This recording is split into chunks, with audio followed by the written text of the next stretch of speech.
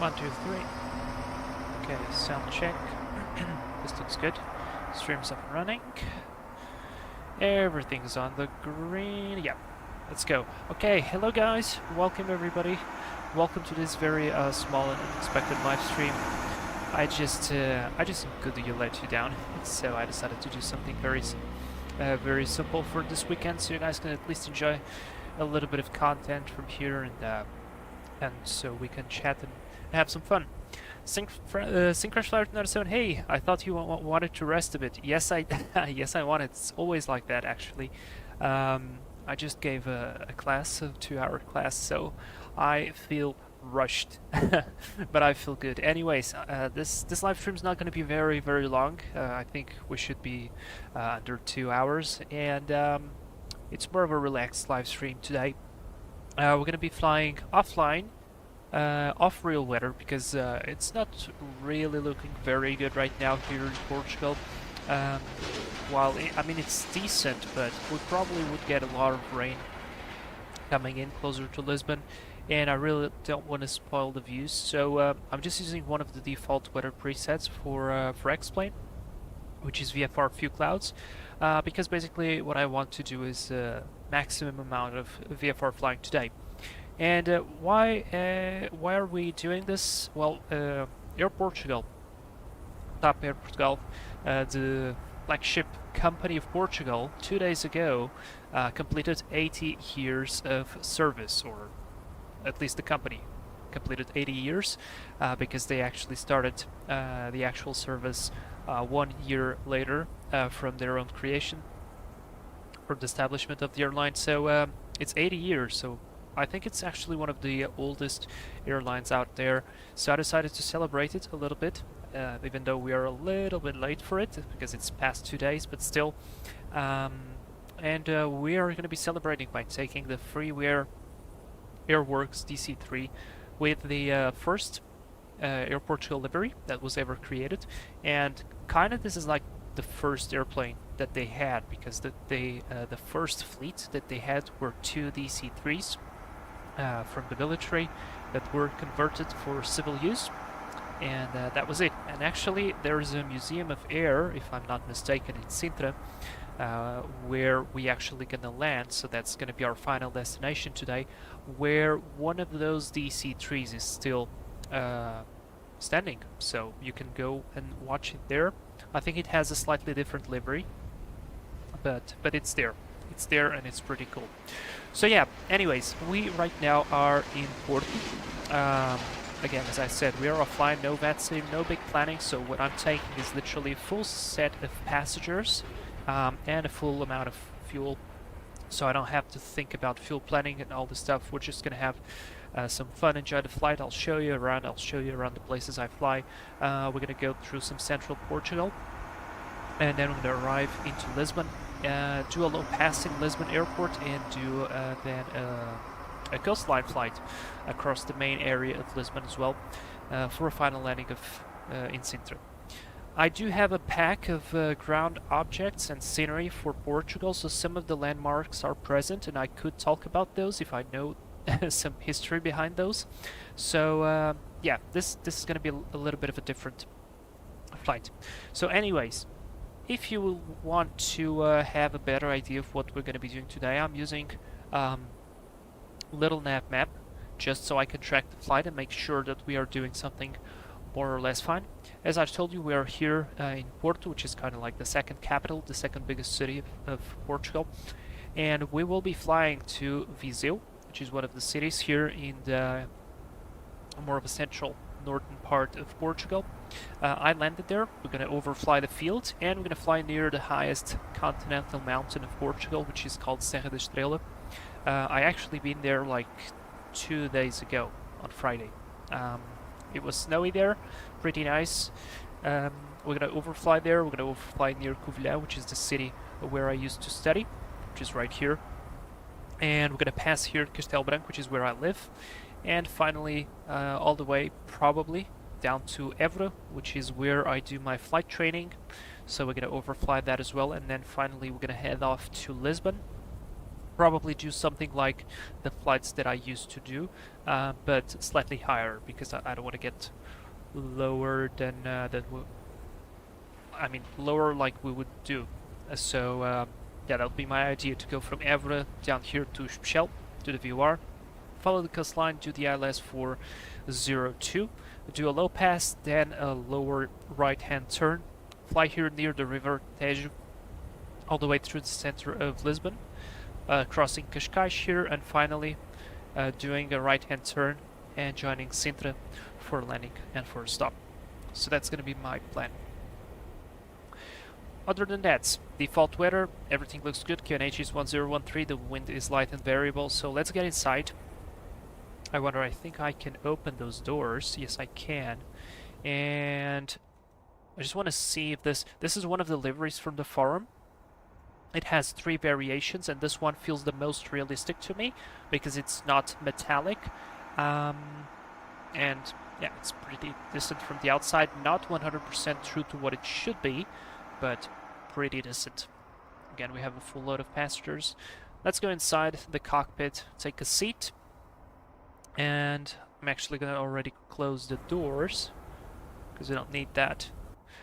And we're going to start the just do a quick check here. Radio master, let's switch it off. Actually, we don't need that for now, making sure everything is good. And let's go then, battery on, generators are going to come on.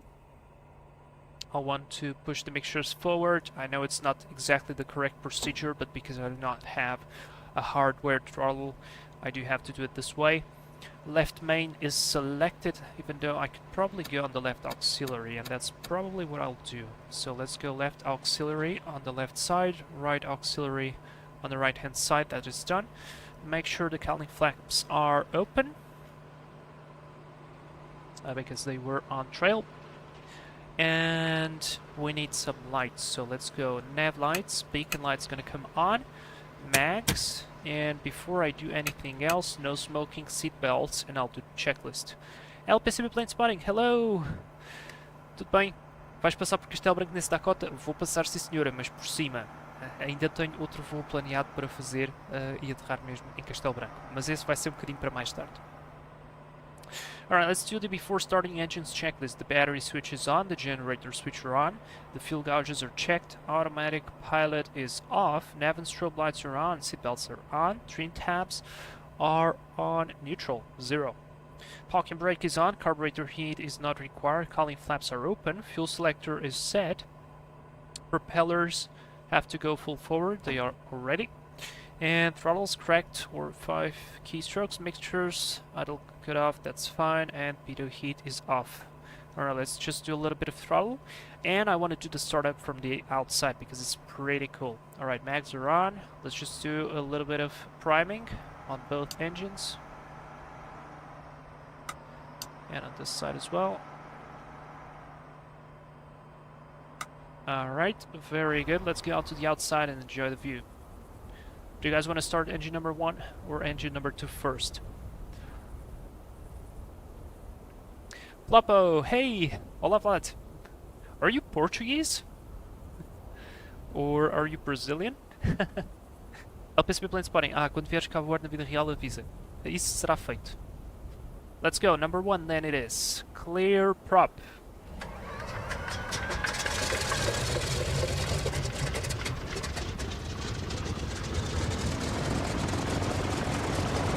Yeah.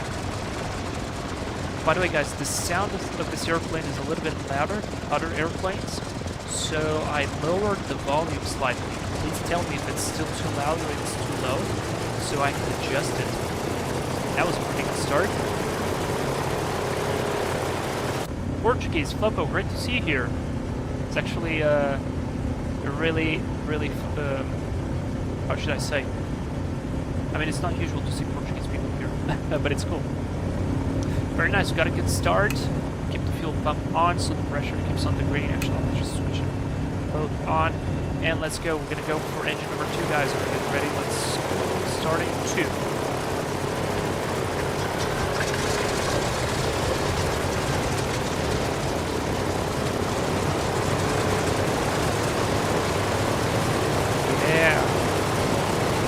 a sight. What a sight. Brilliant. Both engines started just fine. How's the temperature of the car? A little bit low here. Let's keep it on. Keep it at 1000 RPM. Let's go overhead check jets, fuel. That is all good. Let's go tax lights on, inverter, radio master on. This version here does not have the Garmin, but we don't really need it because we will mostly fly VFR, and I'll just tune in the VR30 just so we have a little bit of reference. It is 113.3. 113.3.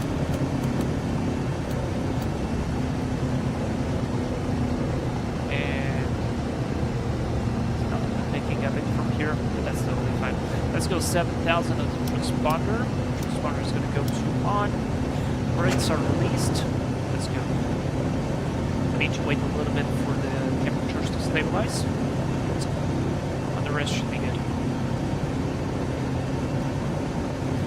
Nice floppo. So we actually probably are going to be flying pretty close to you. Alright, let's go left-hand turn here. So we depart towards the city.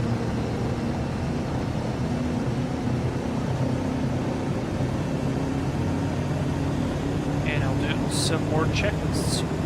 Because even though today is going to be more fun, we still need to do it good. Passengers are on board, doors and secure radios on, clock set, brake off. And then we have the engine run up, which we will do a little bit later. Alright, BMW. Gonna give us the way. Probably just broke that car and the engine.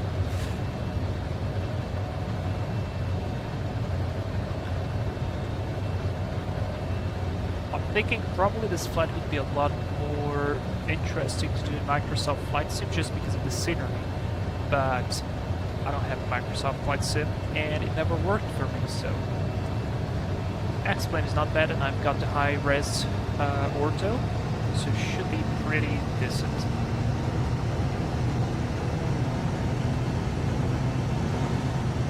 How are we looking in terms of temps? Temps are looking good. Good, actually. This engine's still warming up. Cold temperatures warming up. Pressures are good.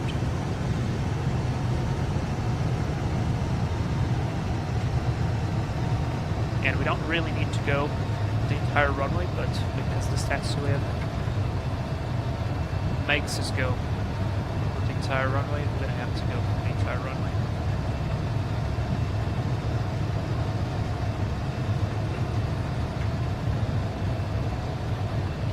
My controls looking good. Or maybe actually, no, there's a no entry there. No entry sign.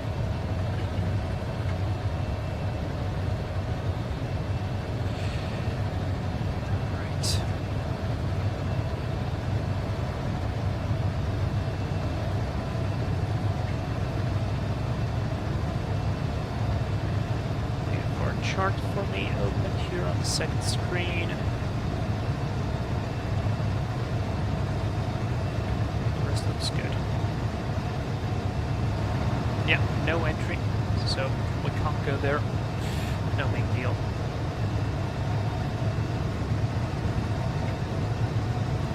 Gyros are not very well aligned.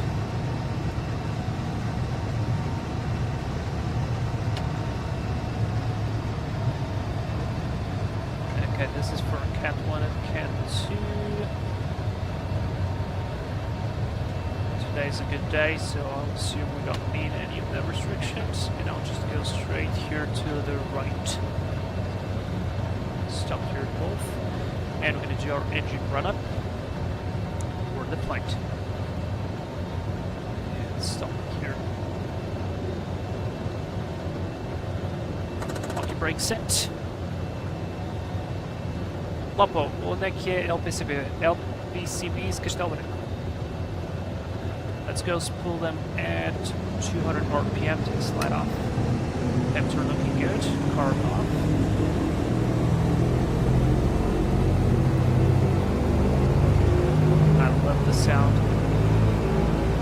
tell me if it's not too loud for you guys, because it possibly is quite a bit loud. Maybe it's a little bit better like this. Is it better like this in terms of sound? I hope so. Alright, let's go. Checking one as a drop. And the recovery. There's the drop. And the recovery. Let's do the other one. There's the drop. It recovered. There's the drop. You can see the difference here in the RPMs. And there you go. It recovers just nice. Let's get the carb on. Looking good. Carb off. The cylinder temperature going quite high up there. Let's go into idle, making sure that the engines don't shut down. Looks good. Carb on. And off. Cowling flaps are open. Run-up checks complete. Put the throttles back to 1,000. Set and let's go. Before takeoff, altimeter, well, it's literally 1013, so default is set. Mixtures auto rich, landing lights. Let's go for the lights on. And we can go for the strobes on, pitot heat on. Fuel boost pumps on, pitot heat on, flaps set. We don't need that. Cowling traps, cowling flaps. I was reading trail. Cowl flaps trailed and off. I'm going to keep them open because our temps are quite high. We need to cool down the engines. And take off 2,700 RPM, 48 inches. Lock takeoff time before takeoff checklist is complete. Right side is clear. Away we go.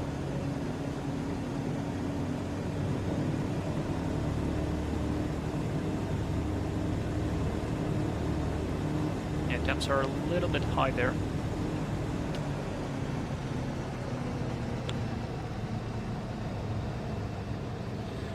Alright, time to go. Gyro, gyro, gyro, gyro. Looking quite offset. Gyro. I'll probably just look through this one. And let's go. Just pull the power.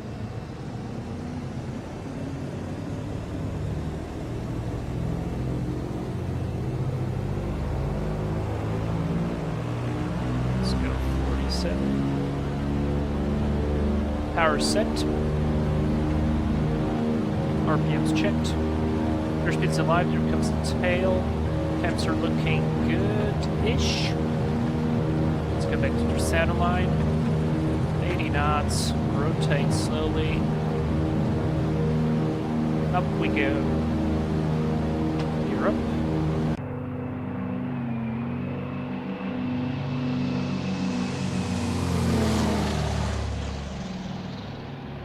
That's pretty lovely.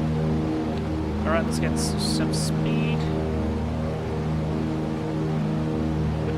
Pressure to 40 into the green zone. Props to 2,500. Set. Taxi light off.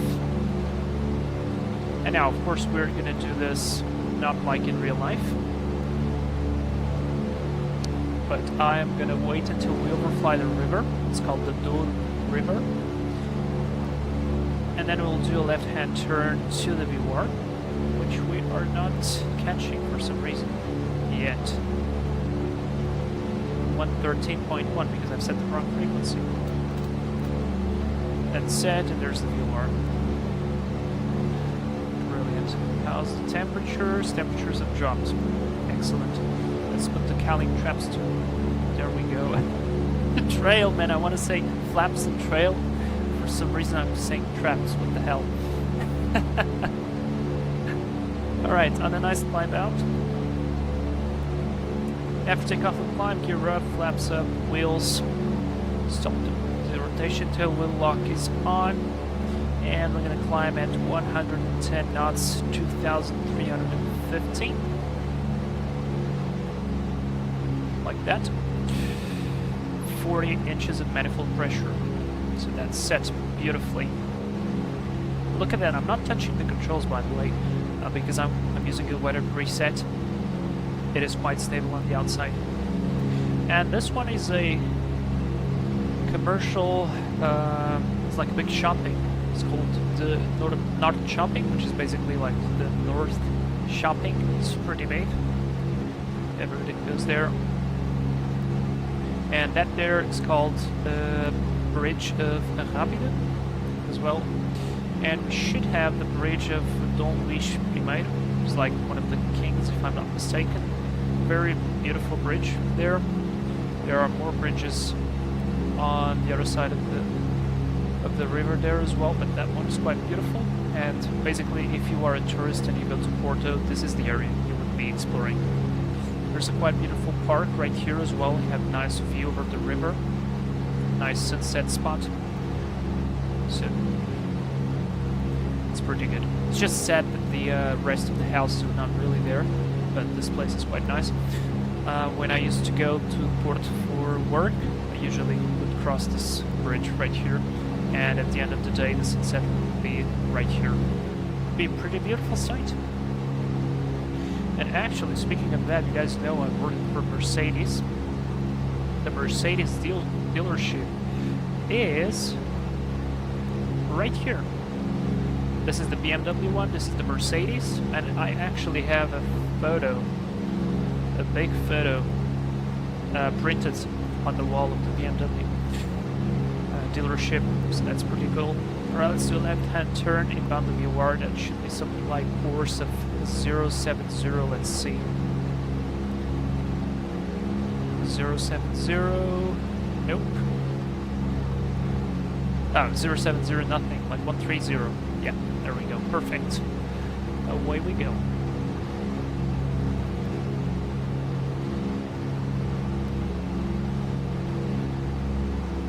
Like that, and we will be climbing to 10,000 feet because this airplane is not pressurized, so we can't really go above that. We're looking for temps. Temps are good, carb is good, oil cap is good, oil pressure is good, fuel pumps are going to go off, fuel pressure is good. Excellent. I'll actually even disable the pass the signal sign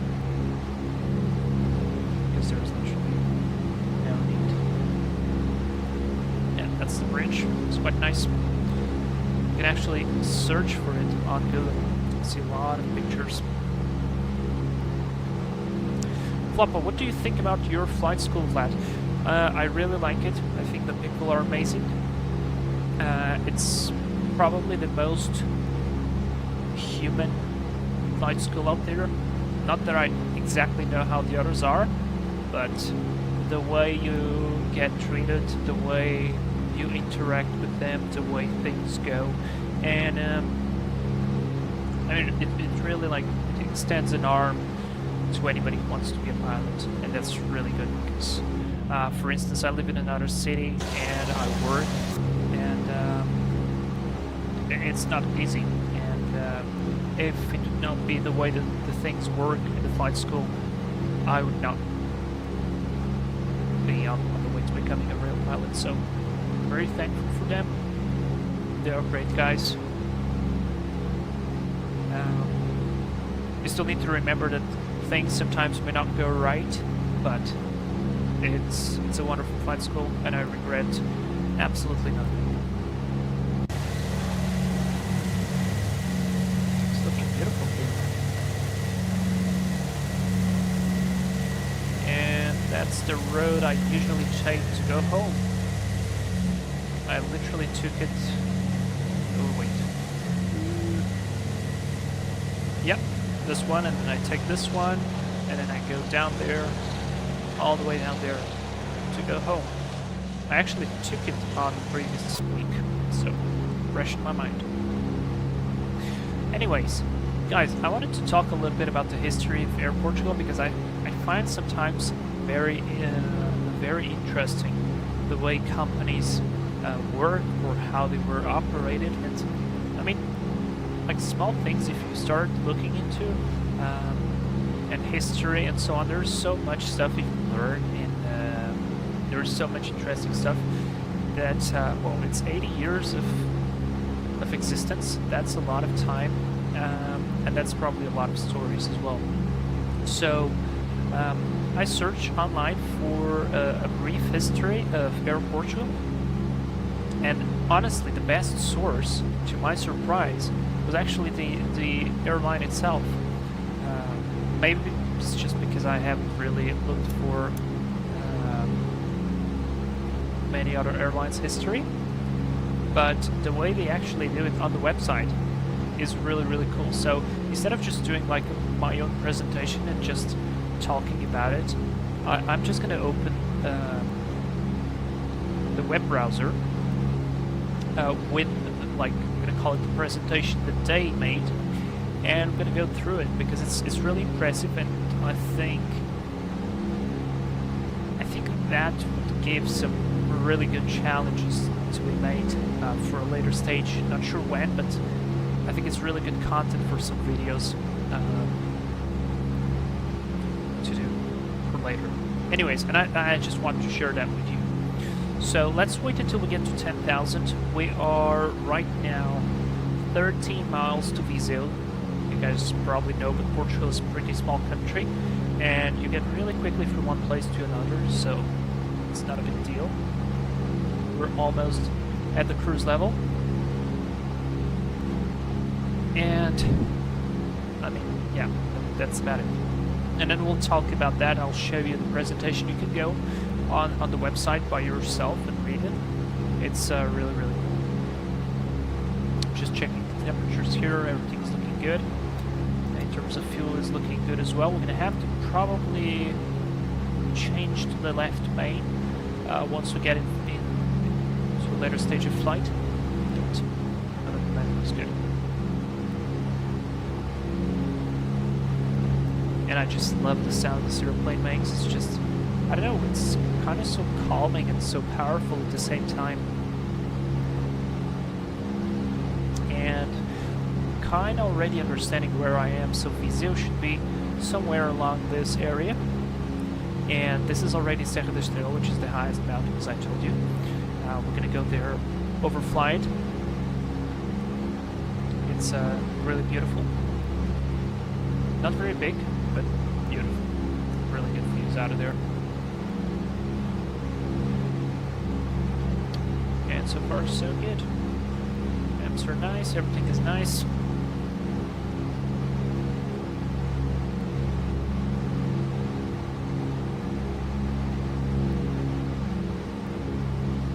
And it puts it at probably max cruise. 2,250 RPM, 34 inches of manifold pressure, and autonomy. Or we could go for desired cruise.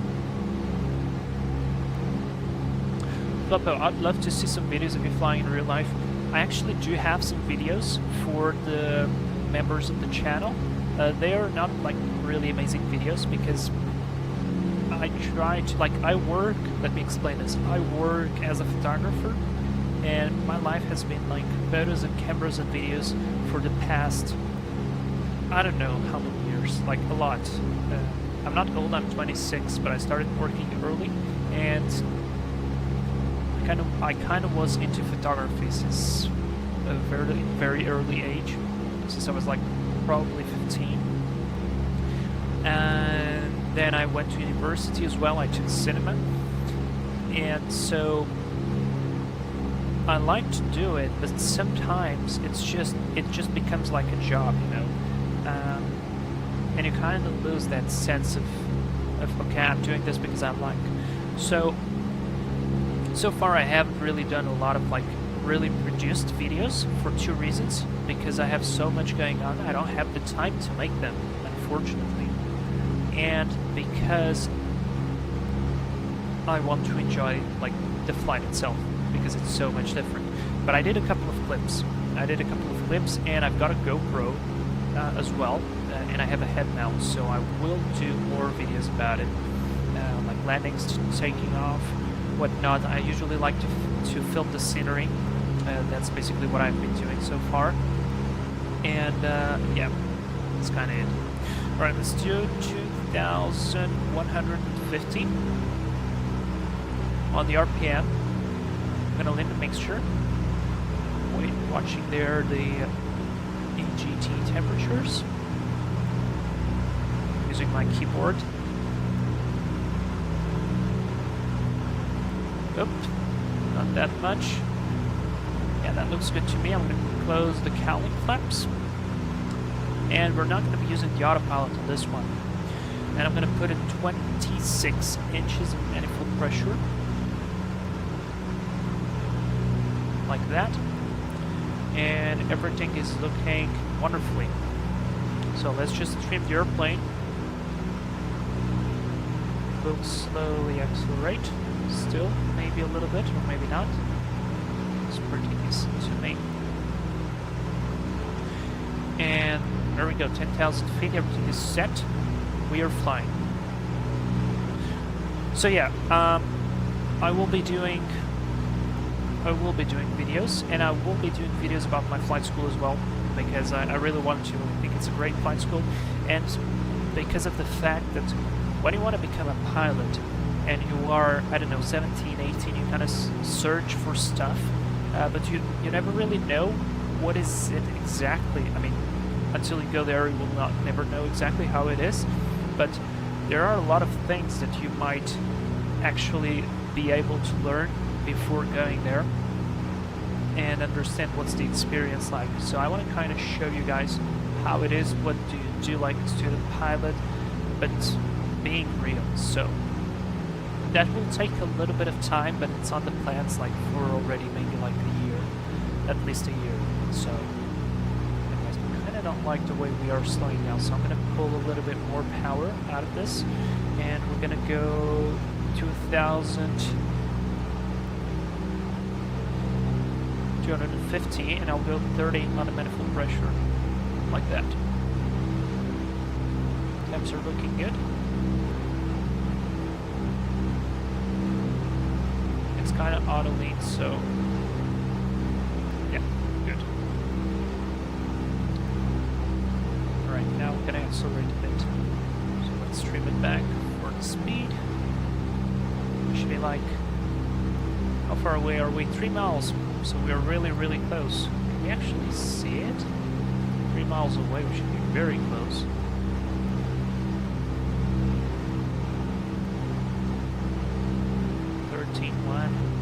Oh wait, never mind, it's not a TME1.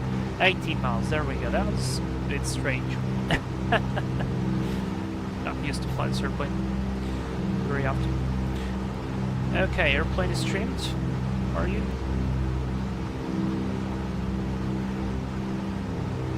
Yeah, you are. And Floppo. That's so cool. I am 16. I also love to go plane spotting. That's really cool. By the way, do you know about Futuralia?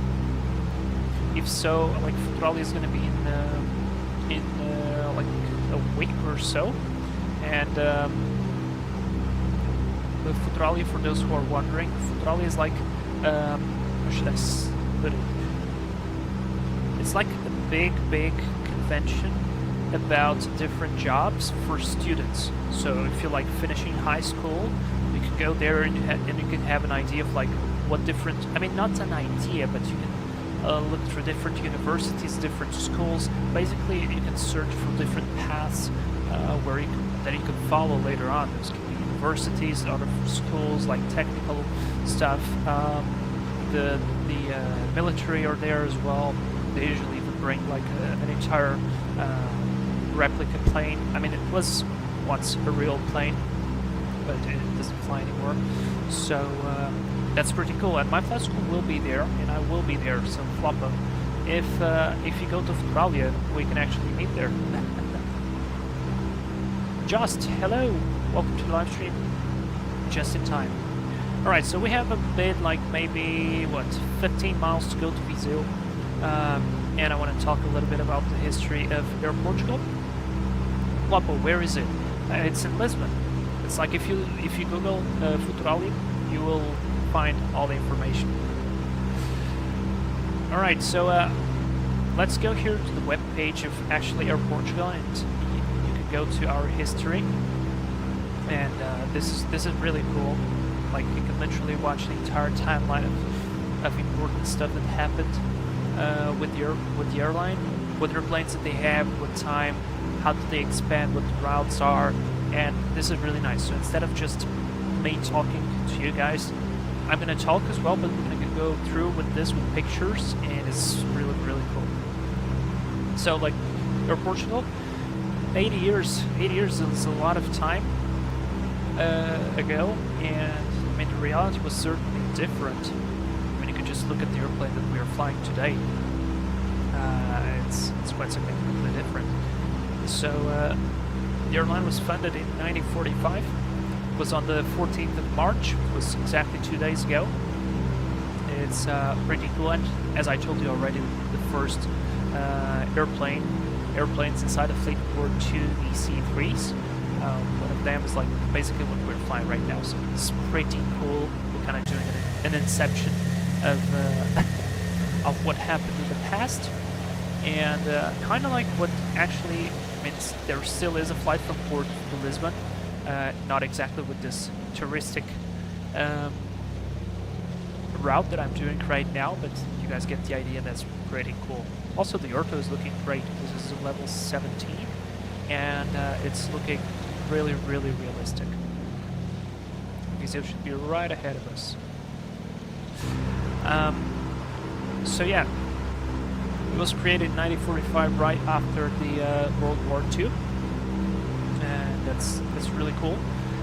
Looks like this man called Porto Delgado, which if you search for the airport in Lisbon right now, is called Air Portugal Delgado, so they gave the name of the airport as well to him, so he was a very important man at the time as well, and he was one of the creators of the airline, so that's pretty cool. And they created the logo, which I kind of think looks simple but elegant, pretty nice. Kind of remembers the Lufthansa maybe a little bit to me because of the wing, not sure, but it's cool. It's cool. And the first route was to Madrid. It happened basically 1 year after, 19th of September of 1946, so it was created in 1945. And 21 passengers, they flew 11 passengers besides the crew. Pretty cool for a first start. I was actually thinking about doing this first flight to Madrid, but that would take a bit of time. So maybe in the future, maybe if I actually do some different historical videos later on during the summer or something when I'll get a little bit more time. So yeah. And by the way, this is Viseu. That's the city, and we should be able to see the airfield. It's located a little bit to the northeast of the city. So there it is. It's really nice. It's located on top of a small mountain, and it has kind of like forest all around it, so it looks good, and it's pretty nice to land. Yeah, that's basically, I usually land from that side. I never landed from the opposite side, but let me actually go to that side. This is kind of exactly the view that you get. The only difference is, because it's explained right now, it is not loading the forest. Basically this is all trees around it. So it's pretty dense, and we come here. That's the fuel station. This is completely correct, and I usually park the airplane right here. This airplane is actually there. It's not an F4, but it's very similar. It's an Italian. And then you go to the FBO to pay for the fuel and sign the documents. So that's pretty realistic, this one. Well done for the guy who did it. And usually, by the way, here I think are the firefighters, and there's another flight school right here as well. And who the hell put the pool there? That's pretty nice. Anyways, that was Viseu for you, and we are now heading for Serra da Estrela, which is this mountain right here. We are maintaining 10,000 feet, even slightly higher than that, so let's keep flying the airplane. And we're going to overfly. That is the highest continental point of Portugal, and we're going to overfly there. We can buy some pretty tasty cheese there and other stuff as well. So if you like some traditional stuff, definitely consider a visit. Anyways, continuing onwards, so the first commercial flight was to Madrid. Really cool. And it was called then like the Imperial Airline. I don't really understand this. Oh yes, this is what is actually amazing. Because guys, listen, Imperial Airline, you guys know Portugal previously had colonies like Angola, Mozambique. Those were countries that were part of Portugal, much like the Britain had, France and so on. And so they created this Imperial Airline, this route, which goes to Lourenço Marques. I actually have a friend who lived there, and Lourenço Marques is the old name for the capital of Mozambique, which is Maputo. And just so you guys understand, let's say you are departing from Lisbon, and you're gonna go to Maputo. Maputo is right down here, if I'm not mistaken. There we go. So they did this route. This is... No, I can't see this. There's the line. This is 4,522 nautical miles that they did on a DC-3. Like this route here. Imagine doing this on a DC-3. I mean, this is pretty serious, right? So that's one of the ideas I was thinking about doing a video for you guys, but that will take a lot of time, so I'll have to think about it. Anyways, this is impressive, and they even right here, the climate conditions demand special clothing. The tropical uniform with skirts, shorts, and shirts in khaki. I'm not sure what that is, but like this is impressive, and it includes 15 stopovers between Lisbon and Maputo. Now 24,540 kilometers and 15 days of duration with the return flight. So this is an impressive piece of history. I never had the idea actually that they made this on the DC-3. I knew they flew on the Lockheed Constellation and so on that they own on the later stage, but not on the DC-3, and this is absolutely impressive. Then they created another logo. Again, this kind of looks like Lufthansa to me, but I kind of prefer the first one, to be honest. It's still cool. And first domestic connection, basically kind of what we're doing today, Lisbon to Porto. Kind of like the normal train, so that's nice. And new routes, 1948 to Seville and Paris. And they joined the IATA, International Air Transport Association.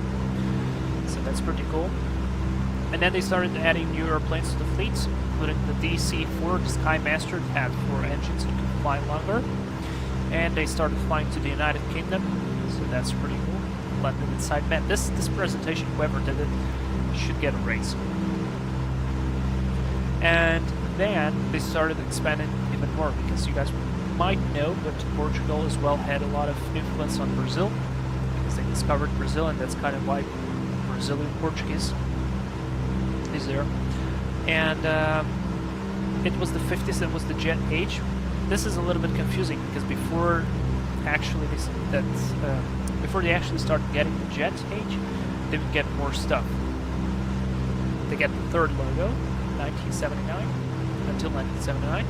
They started operating in Morocco. It looks like they were privatized, which I don't really understand how this worked, because it kind of felt like they were already from the beginning a state-owned company, and then they kind of say public limited company. So not exactly understanding what this is. I'll probably have to look more through it. And just making sure that the airplane's flying nice. So we're almost reaching Serra da Estrela. And then they added the Lockheed Constellation. I mean, I would like to see this airplane and explain, like, you guys know that video where the Constellation takes off at the end of the day, like at dawn, and dawn or dusk, like late evening. It's not sunny already. It's like blue hour time in terms of photography, and it takes off and it's literally fire blowing out of the engine. That's pretty impressive. So yeah, they got the Lockheed in 1955 and they started flying more to Africa, basically cutting the time of the previous flight of the DC-3 that took 15 days to complete. Then they had this guy who is the Admiral Coutinho. I can't remember exactly what he did in terms of history, but that's a pretty significant one. Aboard the DC-4 to Janeiro. But then, this is some nice statistic. 1958, transported 64,000 passengers, 10,000 hours of flight, and 14,000 kilometers of network. So that's, I mean, for nowadays, these are small numbers, but you guys need to remember that this was kind of like the beginning of the airlines. Like most of the airlines were beginning around this time or a little bit before, and air travel was not really a popular thing at the time. So this is pretty impressive. Also, guys, let me catch you through the chat a little bit. Sim Crash Flyer, I see hidden advertising on there. What do you mean? Forest mean lots of birds? Honestly, I didn't see many birds there, but there might be. I mean, I don't think like forests equals birds, because for instance, where I train, we don't have forests there, and there are a lot of birds, so I think it depends. Flapo, qual era o teu horário quando estavas a fazer parte teórica? Flapo, eu estava a fazer pós-laboral. Eu trabalhava e eu tinha aulas das 6 às 9, online. Portanto, as aulas eram também gravadas, portanto, caso não consigas ir à aula, poderás sempre ver a gravação. Aliás, não poderás ver a gravação porque é obrigatório. Então, Tomar, oh wow, we are live, I did not know. Yes, sorry, it was kind of last minute plan, and I mean, Air Portugal completed 80 years of existence 2 days ago, and I decided, like, man, this is the flagship company of the country where I live. I think we should do something, so I just went for it. So this is a super relaxed stream, which is flying over Portugal, looking into some landmarks, and we are looking through the history of Air Portugal on their website, which is really amazing, so I suggest you to check it out. By the way, we are reaching Serra da Estrela. This here is a big dam. I think it's called the Star Dam because of its of the way it's constructed, and it's like really big. This doesn't. I mean, you have to be there in person to understand how big this is, and also like in bad weather days. I remember being there once, and there were like literally waves, but like ocean-sized waves, because it was so windy at night. It's incredible, and the views are really nice. Like usually the sunset view. I'm gonna do the turn up over the Serra so you guys can get the idea. Usually I would drive my car over this road right here and take lots of photos. It is really nice. There's another dam right here, and there's another dam right here. And that's basically the top of it, and it looks exactly like that, like literally exactly like that, and it's really nice. So let's get closer to it. Let's do a 360 over it, and then I'll change the time so you guys get the idea of how the sunset looks from down there, because it's really nice. Just how was the navigation during those times? Oh, probably they would use something like conventional navigation. Probably as well, some of the navigation was still using like night, especially. They could probably use stuff like based on the stars, because some DC-3s had the instrument right here in the middle to look for the stars, in which you could like find your coordinates and so on, and other long-range navigation methods, which I don't really even know because they're not taught anymore, and you can't experience those on the sims anymore. So that was definitely a very, very different times. And I mean, if the weather permits, probably just visually, like Dead Reckoning. So yeah, you arrive from down there. The road is a lot smaller than that. By the way, it's literally twice smaller. I'm not sure why they put this road. And you go down here. This is where they put all the equipment to clean out the snow. this is another dam. This is the highest populated village of Portugal. And this here is called the Glacier, I'm missing the name, Valley. It's the best one moment, guys.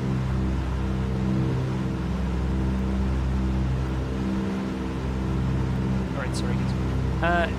So yeah, the Glacier Valley, and this is a really nice place because I actually spotted once 2 F-14s of the Portuguese Air Force going into the valley while I was standing on a road down there, and they did a full power vertical climb out over the mountain and flew inverted over here because I later catch them again when I was on the top, and then they went down on the other side, like down here, and disappeared. So that was like Top Gun movie stuff. Alright, still maintaining 10,000. Let's turn a little bit. By the way, this is Cockpit City, right here. This is where I went to university. And this road hosts a rally competition that you start somewhere here, and you have to do all of this, and the rally stops exactly here where you can see that traffic. So you even like have a line on the ground painted permanently, so they know where the finish line is. It's called the Rampa da Serra, which is sorry, I'm already mixing 3 languages in my head, so it's not easy to speak. That's pretty cool. Alright, let me change this to sunset time so you guys can have an idea of what the view is during sunset. Maybe that's a bit too much. Let me do a little bit of left-hand turn here, and let me go and try to put myself on the top of the mountain like this, and there we go. So this is exactly the view you get, and it's amazing. I have pictures of this in my portfolio page. They're really cool. Whoever did this did a good job, like a really good job. Alright, let's back into daytime, or maybe screenshot time. That looks pretty nice. That looks pretty nice. Alright, let's back daytime. I had like something like that. That's what I had. Alright, let's size to turn, keep our navigation. We still need a little bit to fly, man. It looks really good. The only thing it's missing is the trees. Wherever you can see trees, just imagine 3D trees, and you have an exact sense of how it looks in real life.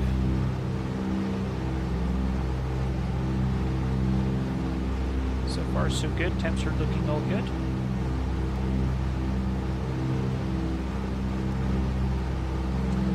And let's get back for navigation. From here, I'm going to go visually to Castelo Branco, which is the city where I live. And that's pretty easy, because you have a second mountain right there, and I'm just going to point to the mountain.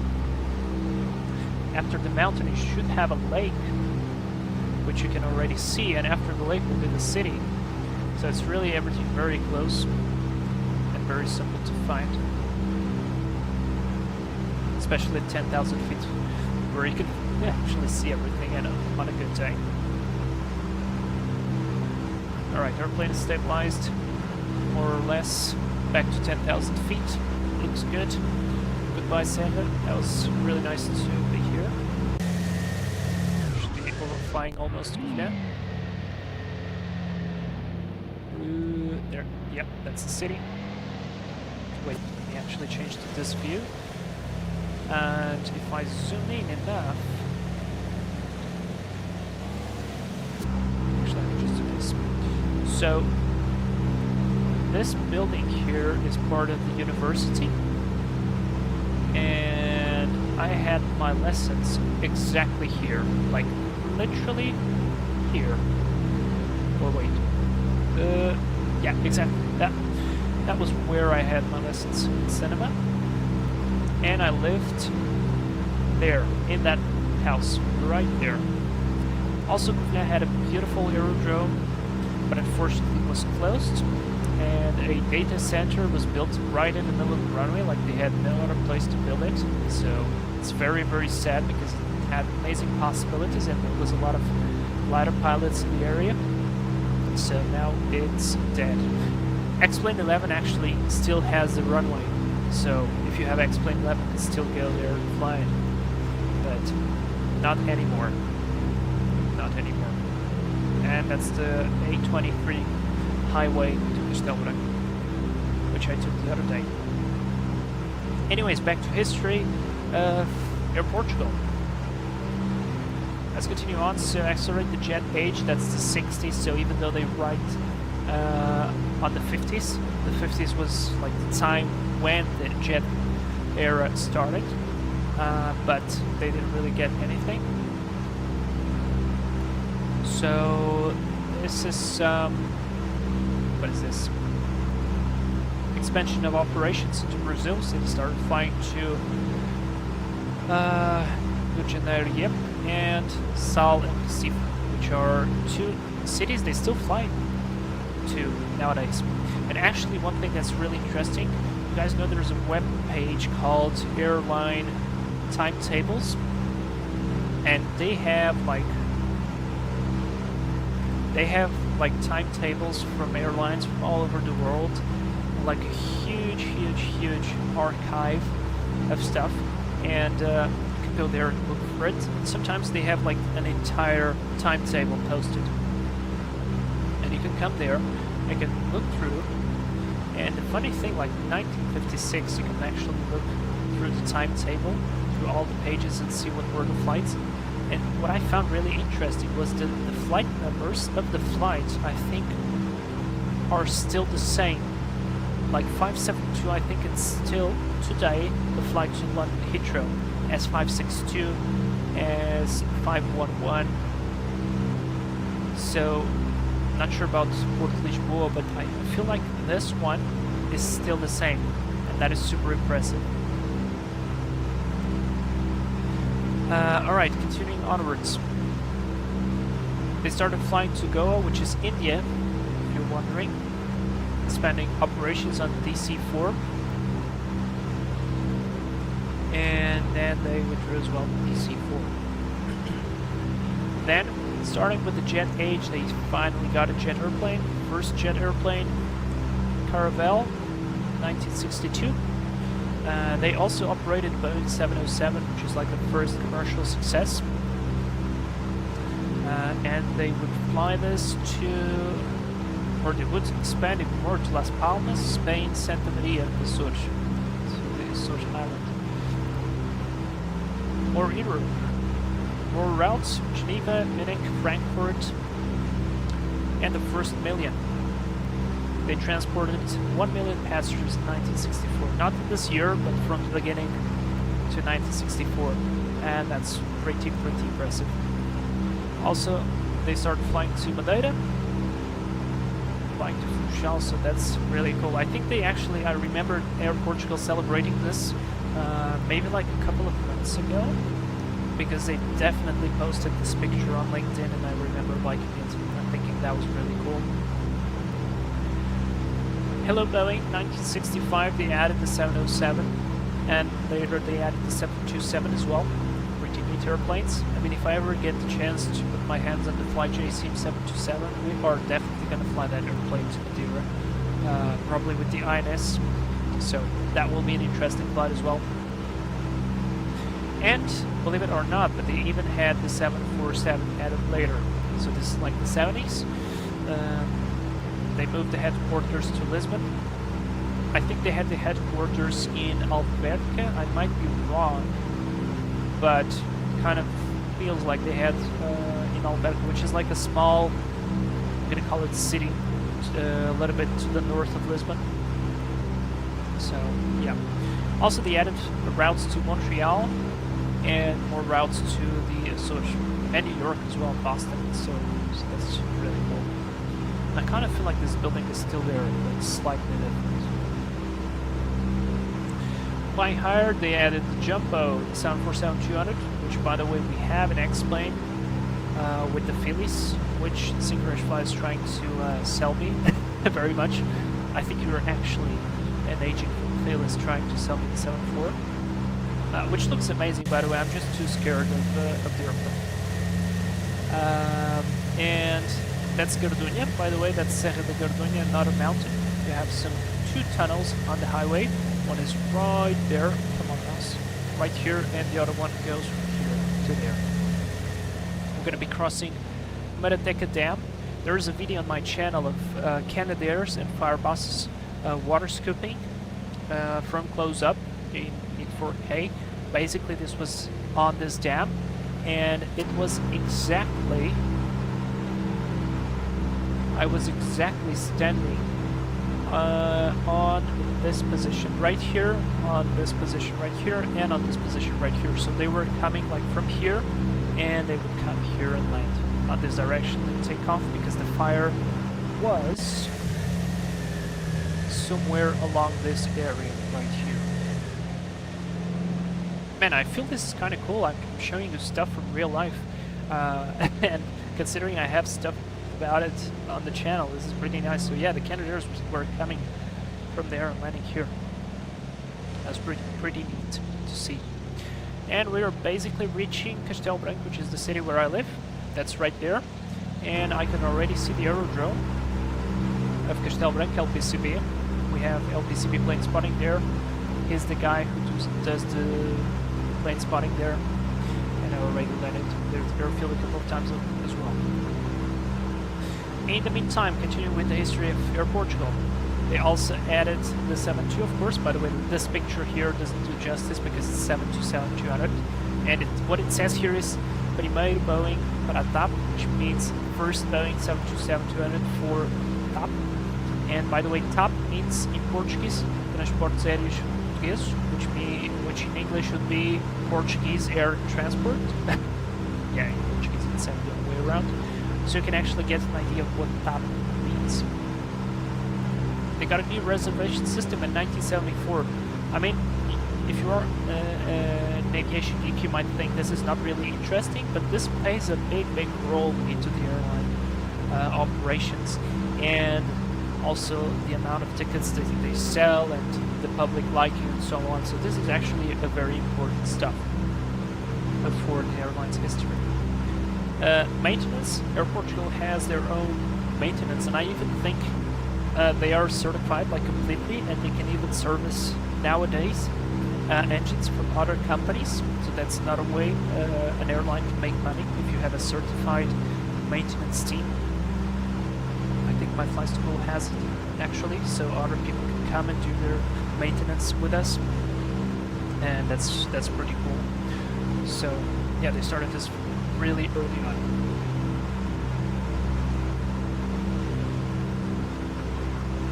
Alright, Sintra 797, how does the plane looks today? Is the red-green livery? Yes it is. It's like totally white, and it has literally this logo on it, and that's kind of it.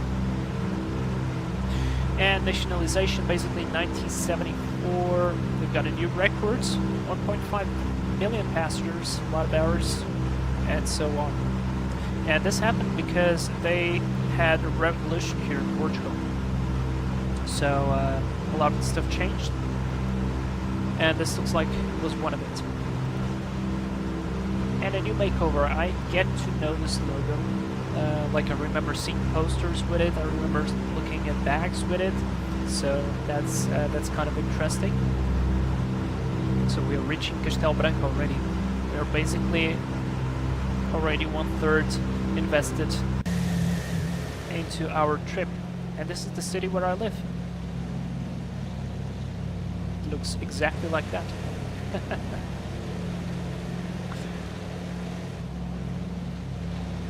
And I worked at Mercedes, and Mercedes is exactly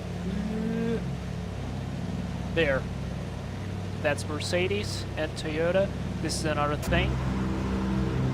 And I I would sometimes photograph the cars. Wait, I lost. Yeah, I would photograph the cars on the back right here. You can actually see it. This is a junk box, and the cars would be parked here sometimes. So, neat stuff. Also, if you're flying VFR, there's like a big wind farm. I mean, it's not big; it's only 4 windmill wind generators, and they should be. I feel like they should be. Yeah, 1, 2, 3, 4. They're not represented here, but this is one of the entry points where we have to overfly to get into Castelman area. Pretty nice. Sad that there are no wind generators there, but you can see them on the ortho. Like, there it is.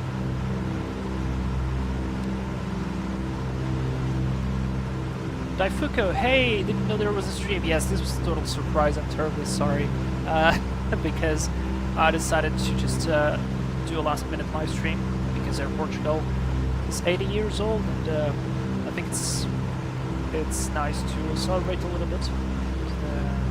The flagship airline of the country where I live. And by the way, a very interesting thing. You guys see this? The river down here. Maybe don't see it very well, but there's a dam somewhere. There it is, right there. And this is Portugal. This is Portugal. This is Spain. So I live very close to the border. And if I would do a straight line from Castelo Branco to Évora, which is where I do my flight training, I would have to cross Spain, so I cannot do it. So basically, when we do our navigation, our VFR navigations, there is a small village called Perais, which is like how do I say it in Portuguese? In English? What's the other fruit that looks like apple, but it's not exactly apple? It's oh Jesus. Anyways, it's like a small town. Basically, the instructor puts. The instructor put this small village here into the nav log, and usually the students who never been there or don't know how that village looks have a hard time finding it. I've been there in the ground, on the ground, so I know how it looks. I know where to find it, so it's pretty funny. No, it's not peach. Jesus Christ, I'm having this. This is embarrassing. This thing. Oh my god, this is so embarrassing. Pier? Oh my god, it's Pier? Really? Alright, so that village is called Piers, literally. Or it's not exactly Pier, it's like the plantation of Piers, but in one word. Anyway, anyways, that's too much already. New makeover, no logo in 1979. I actually knew this logo. I mean, even Airbus planes used to have this logo, so this is fairly recent. And just a moment, guys. This river right here, this is the Tejo River that goes all the way to Lisbon. So if you ever go to Lisbon, you overfly the river. This is it, but it's quite upstream, should I say. Then there is this beautiful place right here. Let me turn a little bit to the south, otherwise we'll be flying away from our destination. Or not the destination, but one of the overflying parts. There's this village, it's called Vila Velha de Rodel, and there is a big paper factory there. And sometimes in the morning you can smell it. It smells really bad. It's kind of sad that it's there, but it's good for the economy. And this place right here is beautiful. It's called Doors of Rodel. Basically, you have this rock structure in the middle of the river, and you can cross it by car as well. So actually, when I go by car to Évora, this is one of the ways I can go, but I usually cross it a little bit more to the south, which is right there actually. No, maybe not there. Or maybe actually exactly there. Yeah, possibly. Anyways, I feel like we were flying towards Spain. This is a very beautiful place. I have pictures and videos for those who are members of the channel of this place right here that we are flying right now. Continuing with the history. Decade of ups and downs, 80s, new expansion, new directions, Barcelona, Milan, Rome, and so on. The first in-flight magazine, I mean, you guys know almost all airlines have kind of their own magazine, and I actually find it really interesting, really cool, and like from a photographer's perspective, this is really nice because they have to have people who are actually designers, photographers, editors, to have this kind of magazines. This one specifically was up for 16 years, so I didn't get to find it, but it's cool that they had it. It's the first in-flight magazine.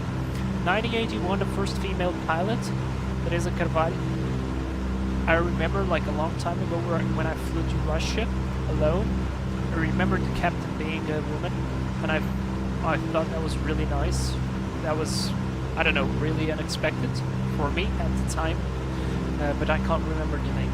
Maybe it was her, maybe not.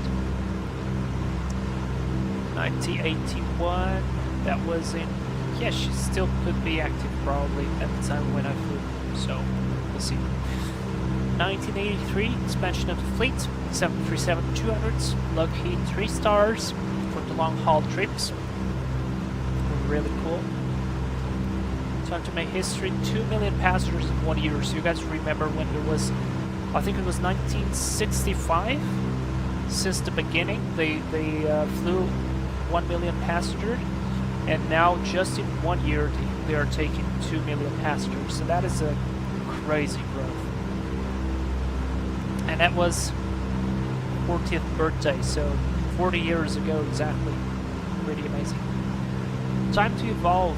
Oh yes, speaking of evolution, Airbus steps in, and the A310 joins the fleet of Air Portugal. And by the way, there is a very impressive video of an A310 in Évora doing a low pass. Yep, this is where I do my training, and this happened. If you think this is impressive, yeah, this is kind of impressive. That turn, though, was a little bit scary. And I'd love to see the aerodrome. Oh boy, that guy really is a low turn there. Anyways, watch the video. I don't want to get any strike of copyright stuff, so we're just gonna move on. That video is impressive, and they did that for real.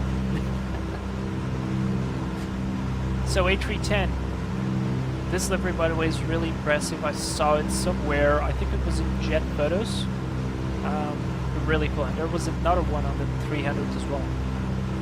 737-300s. Synchronous flyer, we can do a low pass as well. Yes, we will do a low pass, but in Lisbon on the DC-3. Flying more and better. 3 million passengers in a year, so this is a big jump. And by the way, we are in the 90s right now. That's really cool. And that's when Airbus starts joining even more with the 320s. Joined in 1993. Damn, guys. We look at the Airbus and we think that's a pretty modern airplane, but actually the Airbus is from the 80s, so holy cow. That's a long time ago. And they had A340s and 390s as well. 319 for the win. And 340. I still remember 2018 being in Lisbon looking for the A340, taking off, roaring like crazy over the city. That was beautiful. That was like really, really beautiful. Yeah, Airbus time. Taking off on the web, 1996 first website. Holy cow. They even found a picture. Portuguese, English. Awesome. Like, whoever did this presentation is really amazing. Noble on board. José Saramago, very famous writer, Portuguese writer. Looks like he took a flight here. And Even one of the A320s holds the name José Saramago. Very impressive. 1998 Expos, so they painted an entire plane. And there is another one, Portugal 737 300s. I think it's Algarve or something. It's blue. It's really, really cool. Look at it. Wait. Let me open the picture. It looks really cool. Look at that paint. Also, we are descending. I need to find a plane. And I think this livery is actually available for the 737-300 in X-plane. So maybe one day we're gonna fly this plane. Pretty cool. Anyways, let me make just a 5 minutes pause because I've been talking no stop and actually understand where are we. Because these mountains right here, this is called, if I'm not mistaken, Serra de São Mamede, and we should be near a city called Porto Alegre, which is also a city that I cross when I go to Évora, and that's exactly true. I go by this road. This is called Alpalhão, I think, and then you get around this mountain, go down here, go to this road, and then you go to Évora. This is the road to Évora, so I can just follow it. And on these mountains you have a couple of castles. Probably they are not here. One of them is right here on top of this mountain, and it's beautiful because the entire village is inside of the castle, and it is really impressive. So you guys can have an idea. I'm actually going to search for it right above. It's really beautiful the way it looks. I'd love to see it. There you go. I want a full screen picture. And it's gone. God damn it, man.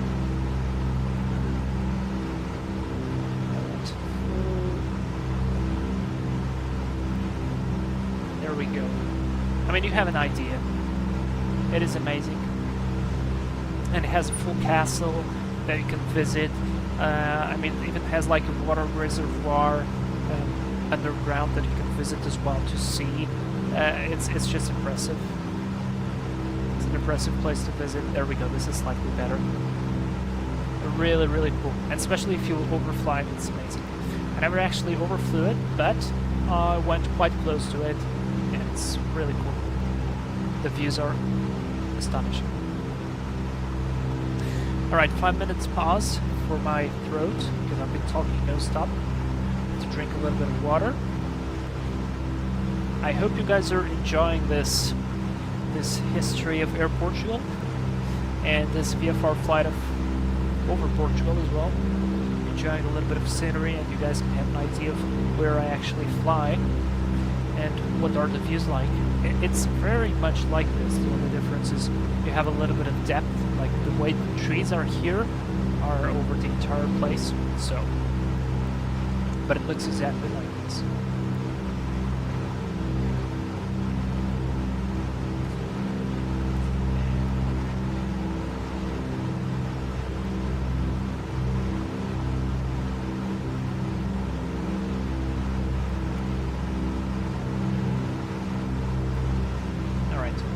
Replenished myself with water.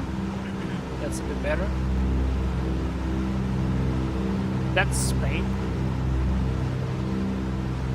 And I'm looking for another small mountain up ahead. I'm wondering if that's it. It's probably it. I'm trying to cut myself a little bit here. Let's fly a heading of 190 and we'll get us there. And we should have an ADF here of this DC-3, right?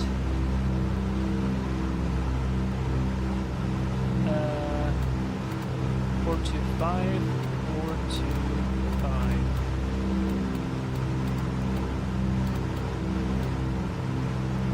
Ah, yeah, we have it. It's right here. Alright, great. 425 is the NDB of Evra, so we can just follow the needle. Right now it's not receiving very good coverage, but I have an idea it should be somewhere there, because that's another small mountain that we have to cross, and Evra should be somewhere along here. So let's actually open a little bit to the right. Get there. How are we looking in terms of fuel? Pretty good. Once we get there, probably at 30 or 20 gallons, I probably will switch tanks. Temps are looking nice, carb is good, that's good, everything is good. Really stable airplane. We're not flying with autopilot. Yes, we are having a little bit of deviation of altitude, but so far, so good.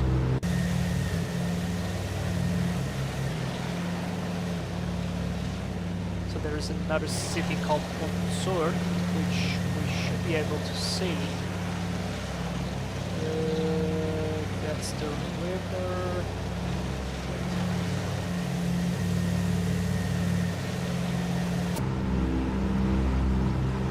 Where you have like a big aerodrome as well. They usually host the Air Summit event there.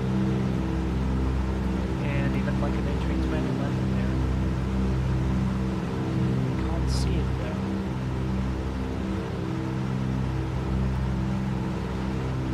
But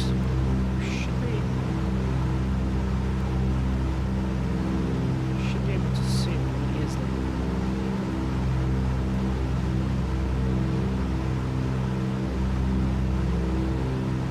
I mean, in real life it's really easy to see because the aerodrome, the grass is different, and basically it just stands out from everything. So it's really easy to spot, even from the distance. But I'm having a hard time now.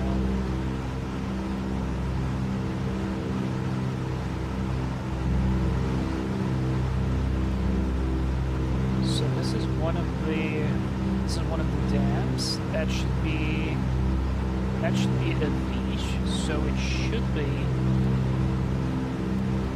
There it is. There's the square. So that's the airport. See, it really stands out once you pick it up. Finally, yeah, it was a little bit further than I was looking. That's not a airfield. Where we used to fly.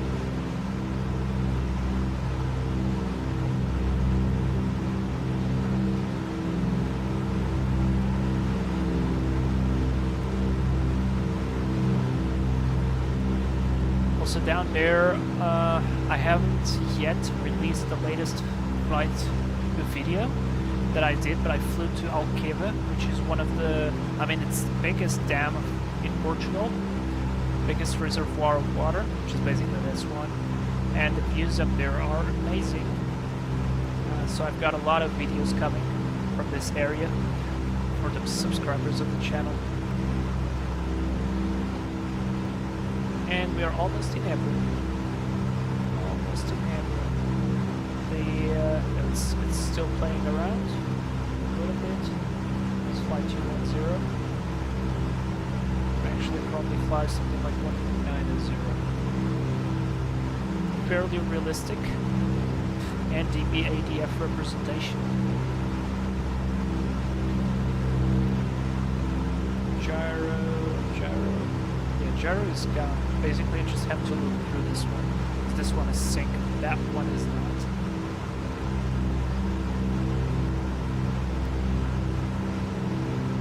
Keep flying this direction.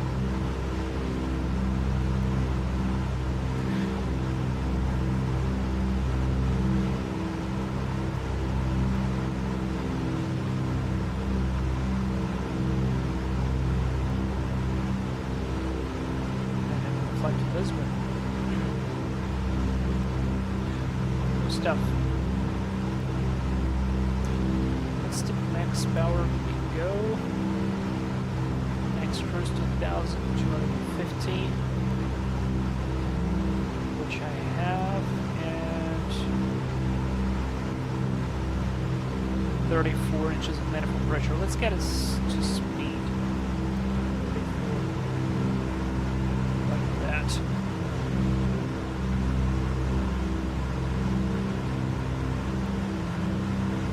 go this a little bit faster. Temps are looking good, everything's looking good. Beautiful airplane, and we have it for free. The only thing I wish we'd have for this one was I'd just simply remove this stuff. This doesn't work. This is useless, and I would redo the deck string. I would redo this a little bit. Like this is all. This is just a picture. I'd simply remove this, or just put a cover over it. And I'd remove this as well, because even though I understand this might be realistic, this looks like some sort of radio. It's useless.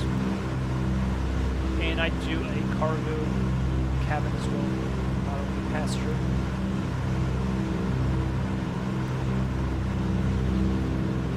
But it's pretty neat. For freeware, that's pretty good.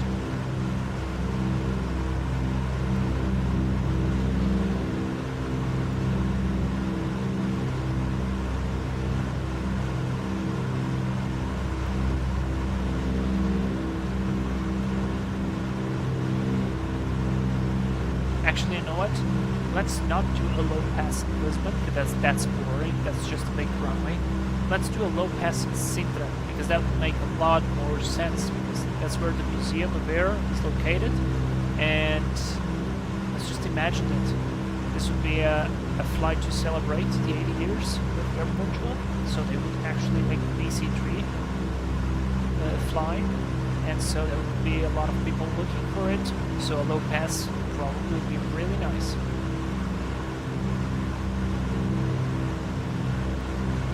And also be a little bit more challenging. Let me see. Oh, come on.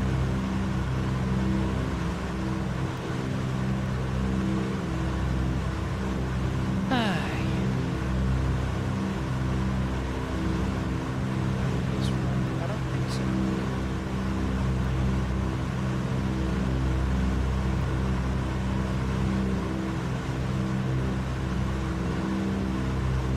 Oh yeah, there's no plates here. That's why we have the arrow.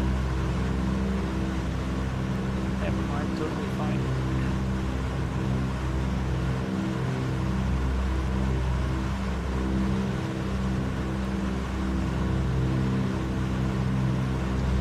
Yeah, this is Lisbon. Has a very beautiful castle as well. I used to come by this road. I crossed the city. Yes, I entered the city by this road.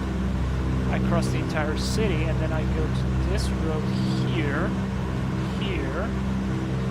and wait.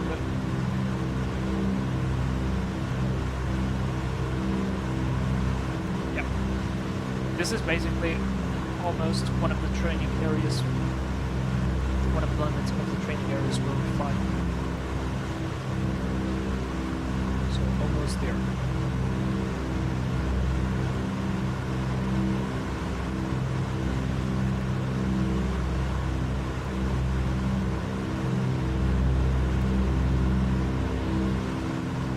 Should have kept the speed up. 174 ground speed from the beginning. Kind of forgot about the manifold pressure. Next are looking good. Fuel is looking good. Alright.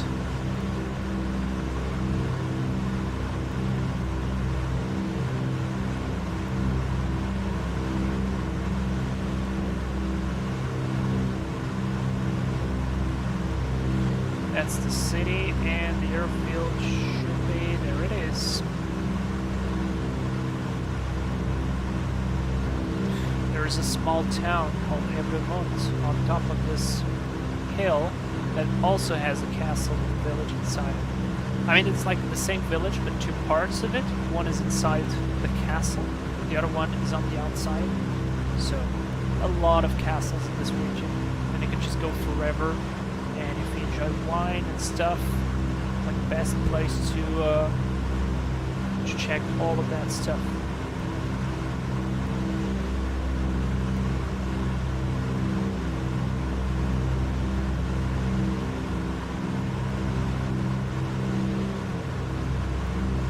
You guys are gonna pardon me, but I'm gonna accelerate the flight a little bit.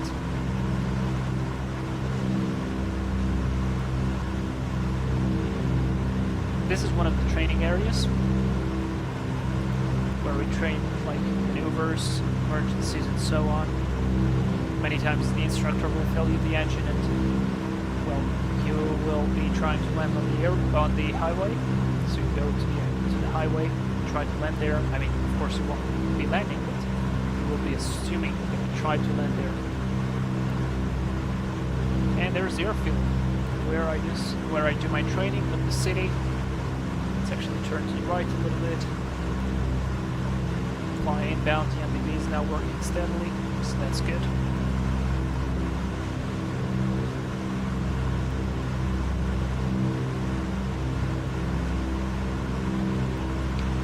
Really close. Okay, let's move on a little bit more to the history of Air Portugal. Blue flights 1999, that's the era of war. Non-smoking flights are introduced in all European and North American lines. Holy cow, so wait, this was actually a thing? Like, I knew that before it could smoke inside of the plane, but I never knew that there were like flights, like non-smoking flights in the middle of smoking flights. This is really interesting. I wonder how this really works, or worked in the past. And yeah, 21st century, here we go. Turn on the landing brake series challenge like September 11 attacks. Aviation crisis and digitalization attempts adapts once again consolidates the status one of Portugal's largest exporters. Synchronous Flyer, you were asking about delivery. This is delivery they still have nowadays. So this is the current one, and this is the A330-200 that they still fly to Brazil and so on. So nice stuff. Maintenance and engineering starts in 2000s. TOPS maintenance and engineering is worldly recognized for its quality standards. Yeah, we actually have I have a colleague from my flight school. She was also a student. She already finished the ATPL. I think her father works in top Portugal maintenance, so that's really cool. Oh, and they also expanded to South America. That's true. 2004, the Euro. Oh yes, was the famous Euro football match. And we are approaching the city. Let's do a right-hand turn already down to Lisbon. And that's Eurodrome. By the way, I remade the scenery for Evelyn. I placed all of the stuff that's there. I placed the right hangars. I placed the cars where they should be. This is my flight school hangar. This is the parachuting guys, skydive team. This is the refueling station. This is where I usually let my car. And I think there is like, from the last video that I posted, or not the last one, but the second last video, there is actually a video of me driving and entering here with my car. That's pretty neat. This is where we enter. We say hello to the FBO guys. There's a cafe here, and that's where you walk and you have the airplanes parked. So pretty nice. Let's go. Really, really cool. It looks exactly like this. The only difference is that depending on the season, it is different. Cooler, hello, I thought you weren't streaming. Yeah, sorry. I actually wrote on the Discord that this last minute change. Air Portugal has its 80 years anniversary, and so decided to celebrate a little bit. Okay, let's now finish the history. We were in the 2000s already. One of the 319s is baptized Eusebio, which is like one of the most famous Portuguese football players before Cristiano Ronaldo, of course. So really cool. I think actually Cristiano Ronaldo started like booming in 2004, so probably that's one of the reasons. A fresh new look. Here's the new logo that's still current. I really like it, by the way. I think the colors are really, I don't know, really, I like the colors, the way the color scheme is. Really cool. Record number 6.5 million passengers. Grand refresh. Air Portugal is now Air Portugal. Okay. New logo reflects modernity and Portuguese identity in the century. And they joined the Star Alliance network. Oh yes, in 2005, that's true. Star Alliance member. Victoria program. Frequent flyer. Alright. Cool stuff. I remember seeing ads with these cards. I mean, I was a kid, but I remember this. The gold, silver stuff. Holy cow. 2006, where do you want to fly to? Your essential fleet now features 40 aircraft and we offer 47 aircraft. Frequencies to Brazil. Yeah, this is basically the dominating airline that flies to Brazil. Also launching flights to Belo Horizonte, Casablanca, Moscow, Warsaw, Valencia, Helsinki, and more. Oh, this is a new magazine. Up 2007, new in-flight magazine. And I think this one is still up. I mean, it's still going on until nowadays. I haven't flown with them for a long time, but I'm pretty sure this still is. New stuff, a new destination, Brazil, Bissau, Johannesburg, Maputo. See now, Lourenço Marques, this is now called Maputo because they also had a revolution there. And so they changed some of the stuff. And São Tomé. Ticket is 100% is in electronic format. And mobile portal 2009. Environment stuff. New Airbuses.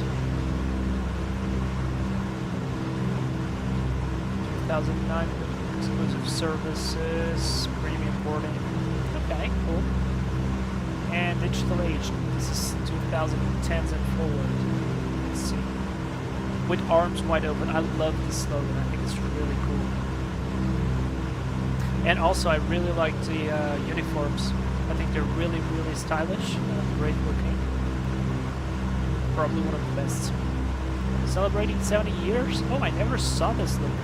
This is nice. This is 319. Really cool. Cooler, I should set up a role to ping people. Yeah, you know, I know I can just ping everyone, but the problem is, let me just lower the sim volume a bit, so like that. Does this sound better? I hope so. Because I kind of feel bad for pinging everyone, because I'm just thinking everybody's minding their own business, and then all of a sudden everybody gets that ping, and kind of feels annoying to me, so I don't know. Perfect sound, thank you very much. Yeah, the DC-3 is a little bit of a loud plane comparing to others, so I had to play with the sound volume. Anyway, look at this, 2015, 70th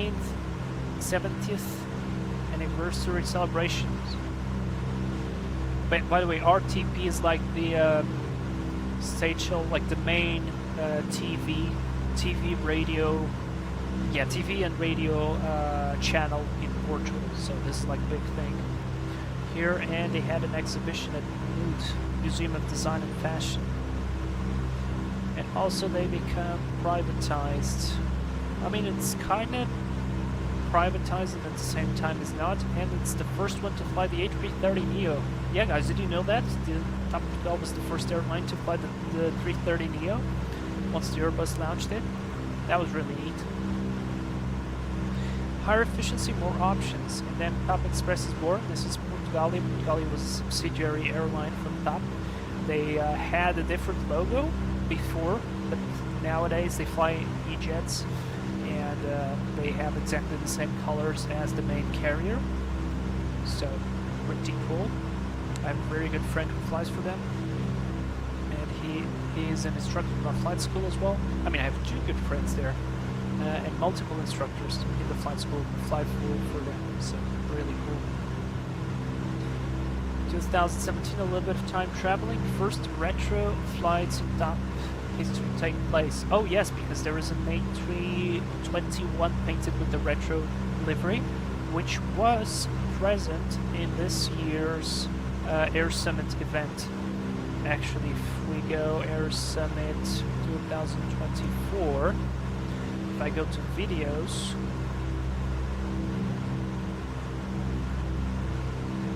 there it is. I'm not gonna play the video. I don't want to get a strike. Haha! Look, this is the airplane. This is the Cessna from my flight school. This here. Haha, so nice. And yeah, so they did a couple of low passes. It was kind of a shame that it was backlit from the sun, but it was really good. And once they departed away, a huge thunderstorm came, so it was closing day, a really funny closing day under the rain. And it's always good to have a suggestion of my own live stream, of course.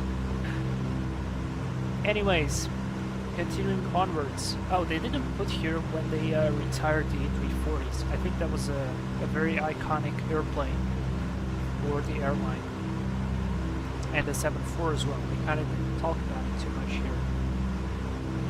The year of the A330. First airline in the world to receive the Airbus 330, called Dom João Príncipe Perfeito, which translates into the Perfect Prince. And they flew to São Paulo. A really nice airplane. And here we go, 2020s. COVID, of course. You guys remember this phase more than anyone else. Retrojet, that's the airplane I just showed you, the 321neo, painted with the old colors. And we're back and we're safe. Good stuff. Oh yeah, I think, again, Air Portugal received the safest airline report of last year, so that's pretty neat. And that was a brief history of TAP Portugal on their own website, so if you guys want to see more about this, definitely... Oh shit, wait. Have I been talking this entire time without showing you? I forgot to enable the screen. Oh no. How long have I been going with this? Oh no. It's probably for a while. Oh yeah, because I was showing pictures and all this stuff. Oh crap. Anyways, I'm just gonna go through. This is everything on the web page, so you can actually find it there without any problem. So it's fine. The only thing that I wanted to show you was the A321 painted in retro colors. I didn't know they had an A330 as well, but this was the airplane I was talking about. Yeah, this one. They did a couple of low passes in the Air Summit. It was really cool. Anyway, that was good for the history. Where are we? We are approaching Setúbal, which is another city right here. Usually when you fly VFR, you have to go through what's called the VFR tunnels, because as you understand, Lisbon is right here, and the airport runway 02 is pointing to this direction, so you have a lot of commercial traffic going for the ILS approach right here. So in order to cross under the ILS, you have to fly low in the VFR tunnels, and you actually monitor Lisbon arrival. So you hear all the Ryanairs, EasyJets, Air Portugal, and so on coming up for landing. And the tunnels start from a point called Barragem de Pendas Novas, which is exactly...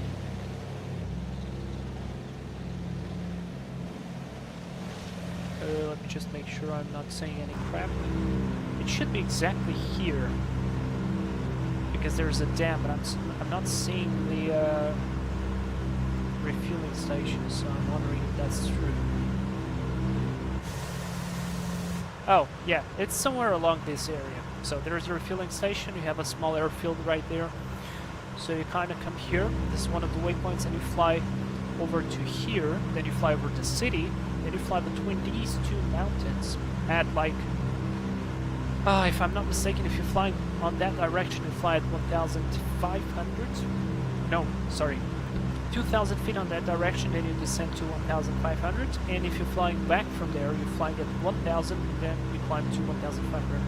This direction. It's really beautiful, really nice. And we're also approaching Lisbon.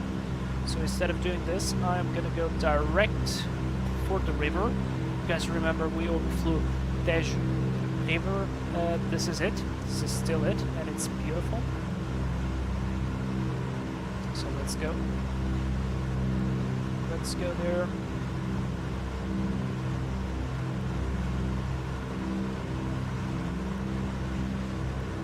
By the way, we kind of flew through more than half of Portugal, so you guys can understand. It's a pretty small country, but really beautiful, and like they like to say, it's a small country with a big heart, and it's such a good way to put it. Like a very, very good way to put it.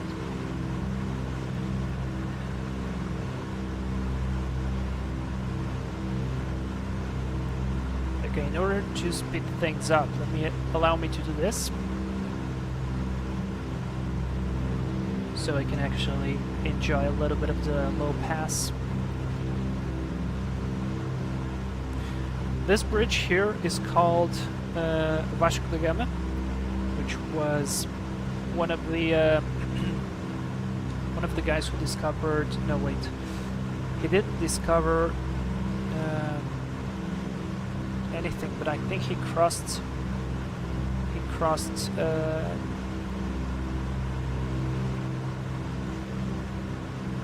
the most southern part of Africa, which was like a very big deal because there was always bad weather in that area, so it was really difficult to cross because it was a difficult area, yeah. And he was like the first one to do it, so yeah. That bridge there is called Bridge of 25th of April, which is when the revolution happened. Funny enough, it was before called Pont Salazar, which is Bridge of Salazar, which was the dictator of the time. So how things changed. And that monument right there, that building, by the way, should not be there. That monument is it's basically God. God or Jesus, I can't remember exactly, but I think it's Jesus. And it's really, really popular as well.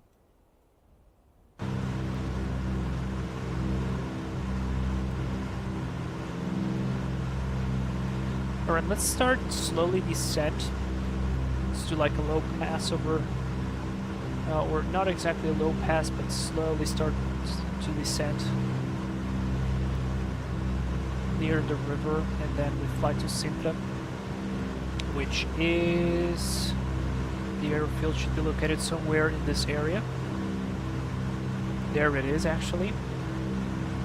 But I just wanted to show you guys one more thing. There is this area. This is also called Sintra. Actually, Sintra is like the entire region, but there is a specific city. And there is a very beautiful castle on top of the mountain, which is right there. I'm going to fly over it because it's really, really cool. Alright, we're going to start the descent, so make sure it goes full rich. I'm going to drop a little bit the manifold pressure to 22, let the airplane slowly sink. And we might even accelerate a tiny bit. We are quite high, have a lot of altitude to lose. So yeah. Ikai45, hello, welcome to the live stream. How are you? We are just in time for our descent. Of course, we would not be doing this in real life because there is a lot of traffic coming from Lisbon. Lisbon main airport is right here, and everybody who's going south or to Madeira usually departs this way, does a right-hand turn over the river, and then goes onwards. And my flight school has its theoretical base right in this area. I don't see it very well, but it is somewhere along here. And it's really cool because we can actually see the airplanes taking off and landing. Pretty neat. And the sound is so nice. You can actually hear when it's like a big jet taking off. Kikai45, came across one of your videos about the SSG 7478. What are your opinion about that add-on nowadays? Seems hard to find a good 7478 nowadays. Alright, so I really like it. I think it's a really decent airplane. It is not perfect. It has its own problems. And I think, in my opinion, the biggest problem that it has is the fact that it's very poorly optimized. So if you don't have a good computer, you will have a hard time running it. Other than that, it's good. I feel like the physics are not the best in terms of flaring, because you just lose lift too quickly, but again, might be just my technique that's not exactly correct. But other than that, it's one of the best 747s out there. I could probably say that's better, only the feel is 747-200, but it has a bit of a steeper curve of learning. And if you're like me, that you are a little bit scared of flying old jets, even though sometimes you jump into planes like these, you might not want that, but it's a good airplane regardless. By the way, very famous monument as well. And there should be another one. No. It should be here. Yeah, it's not placed, but it should be here. Monument of Discoveries. Flying right over Lisbon. Portugal is a country that does pay a lot of attention into football and so on. So you have one big football of the one big stadium. Football stadium of the biggest, I'd probably say biggest football team in Portugal, and you have another one which should be green. I saw it, I swear I saw it.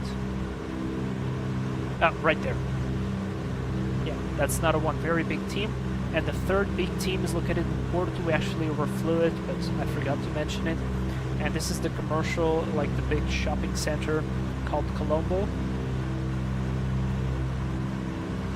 Oh yes, of course, and cooler. I flew to Lisbon once in sim, and it has a very pretty approach. Yes, and let me tell you, looking at that approach in real life, it is 10 times better. So, yeah. Kikai45, yeah, look at the Phyllis, seems a good add-on, but it's not for me. Well, in that case, if you really, really want a 747-8, I don't think you will regret it. If you have a good computer, it's really cool. It flies really nice. I mean, I have a video on the channel, like a 12-hour flight without problems. The airplane flew just fine. And they, like Sintra just said, they released a 2.8.2 version like a couple of days ago. That they improved some stuff apart from optimization, but like fuel predictions and so on. So I consider it a really nice piece of kit, and if you want the 747, yeah, definitely go for it. I wish the Spark 747 would be better, but unfortunately the autopilot is still very buggy, the engines are very buggy, like a lot of stuff is very bugged on that airplane, and it is also not very well optimized, so not really cool. Alright, I'm gonna drop a little bit of power there. This is another airfield, it's called Cascais or Tir. I landed here. I actually have a picture of myself from a spotter when I flew solo there. He took that picture, and then like a couple of days later, one of the maintenance guys in my flight school comes to me like, "Hey dude, that's you," and he shows me the picture because he was subscribed. He was following on Instagram that guy. So I sent him an email and said like, "Hey, I'm the dude in the photo. Could you send me that?" He was like, "Yeah, sure." So I got the picture. I'm just looking for it, and here it is. So that's me in Cascais. After a touch and go, very concentrated. That was pretty cool.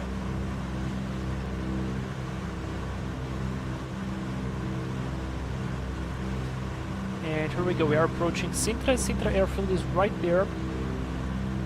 It's a military airfield, so me as a civilian Unless something goes really bad, I'm probably not allowed to go there. Drop the power a little bit more.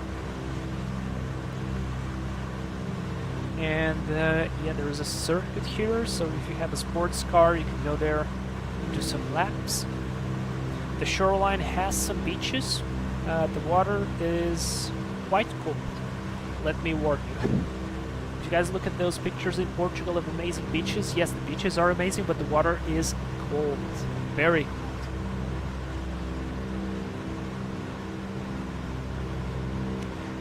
Anyway, here it is. That's the castle. Excellent model. It looks exactly like this, by the way, but with a little bit more detail. But the colors are like that, and it looks stunning on top of the mountain. You can look for pictures on the internet. Really good. All right, we are approaching our final destination. Let's do 2 low passes and a full stop. So I would do 1 fast low pass to show the speed of the airplane, then do 1 slow low pass with the gear down and configured for landing, and then we're going to do a final full stop landing. How's that?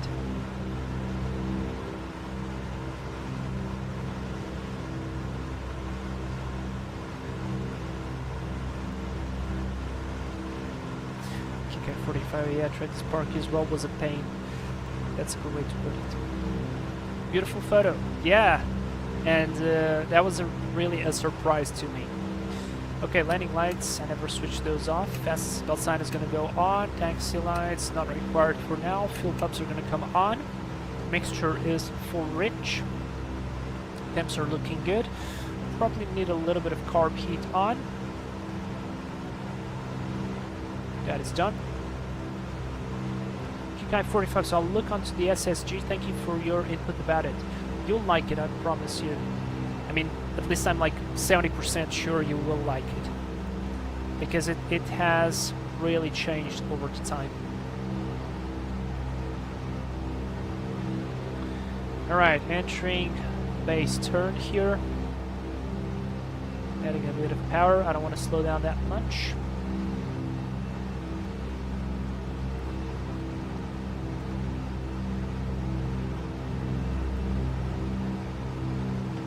We are still a little bit high, but that's gonna be totally fine.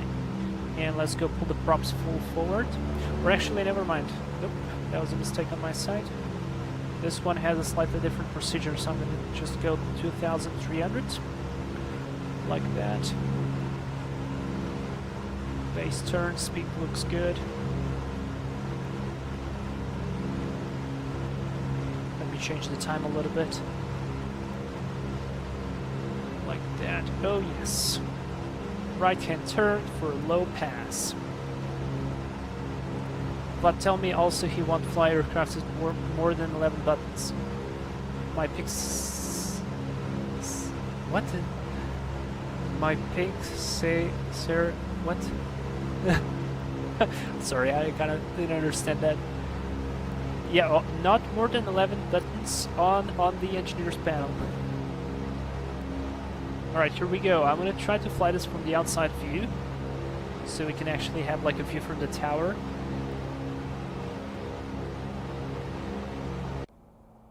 Yes, alright, don't leave the stick. Here it is.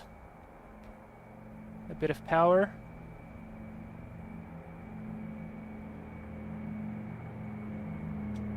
Whoa, whoa, whoa, whoa.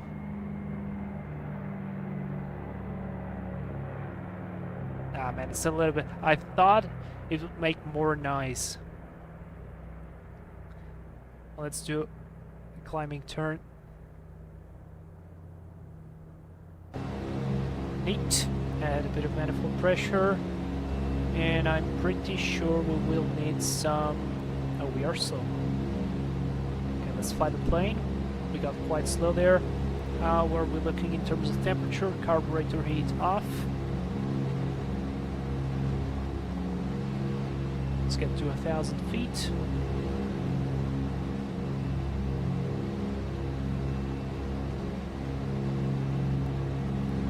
Temps are looking good.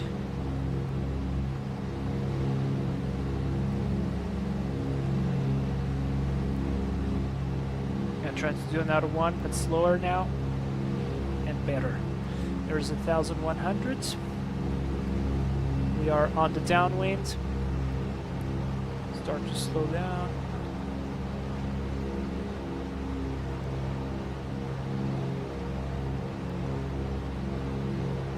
Gear down. Go props 25.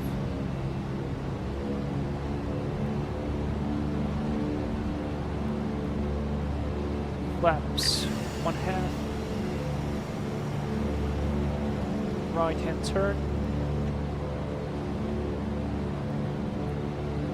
Maintain the speed. Probably need to open the cowling flaps a little bit to trail at least.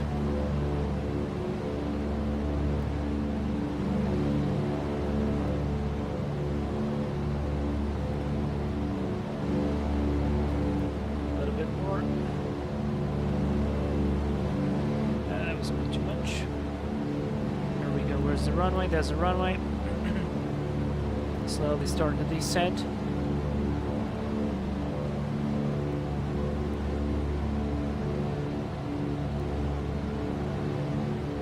Right hand turn. I'll try to do this one better from the outside view. I'll try it. I just need to line up with the runway nicely. Like that. Like that. Power. Alright, shift 2.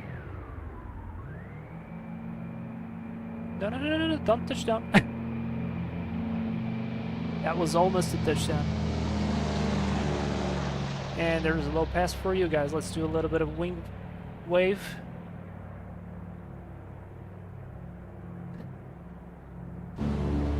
Alright, full power. Gear up. And flaps up. Crash Flyer! You just gave a ticket, a pass to a subscriber to become a crew member. Thank you very much. Now Titus Leo is a crew member of the channel. Thank you very much. Awesome stuff. Thank you. Right hand turn, and this time we're gonna go for the landing.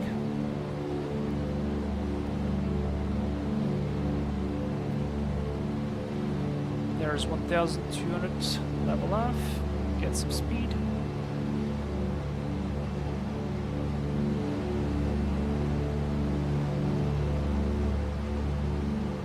Let's do a nice approach this time.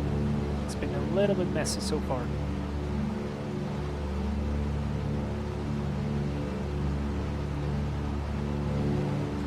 We gotta do some Alaska ops on the DC-3. Oh, I love the shadow. Gotta do some nice bush ops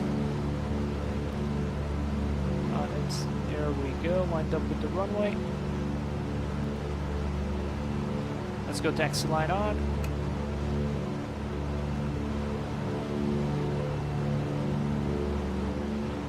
Slow down again. We'll try to do this one nicely from the cockpit. Remove the tail wheel lock.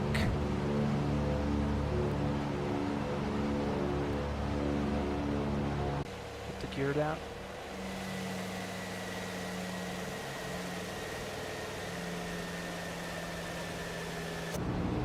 Okay, power, flaps 1/2.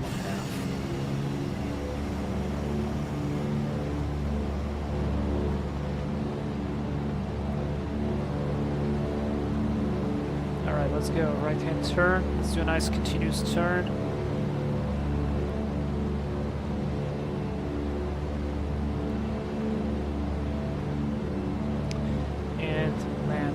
Finish this celebration.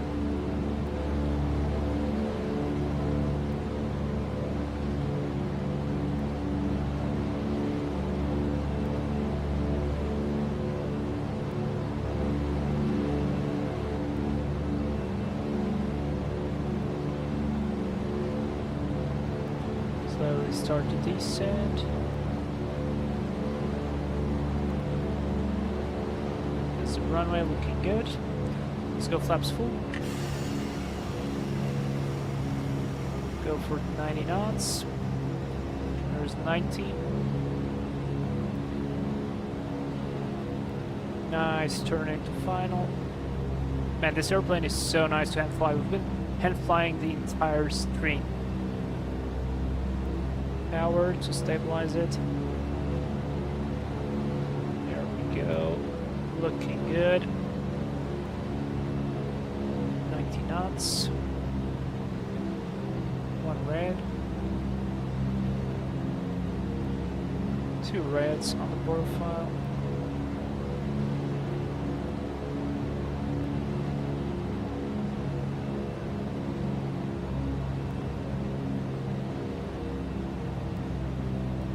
Just bring it closely. There's touchdown, flaps up, drops forward. Cowling, flaps open. Slowly brake.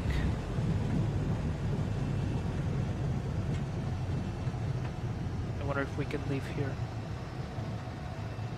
I think so. Let's try. Let's try. Woo. That was cool. That was pretty cool. Landing light off. It is a little bit hard to taxi, but I'll try to do my best, and we're gonna just park there over the hangar and leave it there. I'm not sure where the museum is, but I'm gonna assume it's right there. Fuel pumps are off. Transponder can go to off. Anti-collision can go to off. All the rest looks good to me. Clear. Whoa, whoa, whoa, whoa. Wait, that's a road, right? That's a road. Whoops, I missed the exit. Terribly sorry. I got a little bit distracted.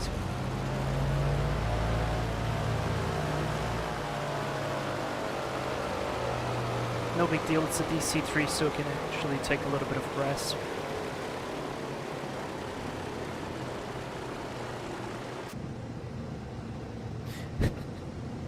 Oh my god, that was embarrassing. Anyways, we didn't even have to switch tanks. Still had a bit of fuel, so that's good.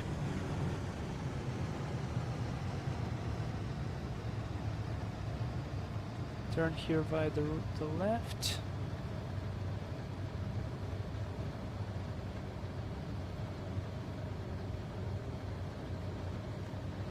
And I just saw Marshaller, I think, kinda. Yeah, kinda saw Marshaller. So, but I want to ignore him. I want to ignore him, and I want to park my own way, which is gonna be like that. Sorry, dude. I'll probably kill you with this, but I really want to go like this. And you'll understand why in a bit. And stop. Parking brake set. Throttles to 1000 RPM. Set taxi light off. Radio master inverter off. Pitot heat off.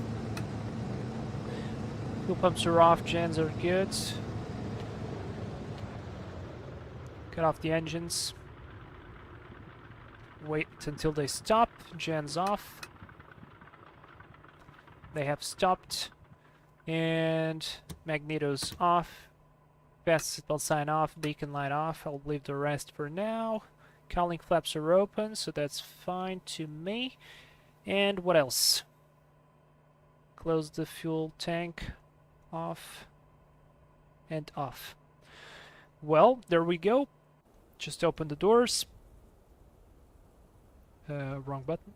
There we go. Ah, no. Let's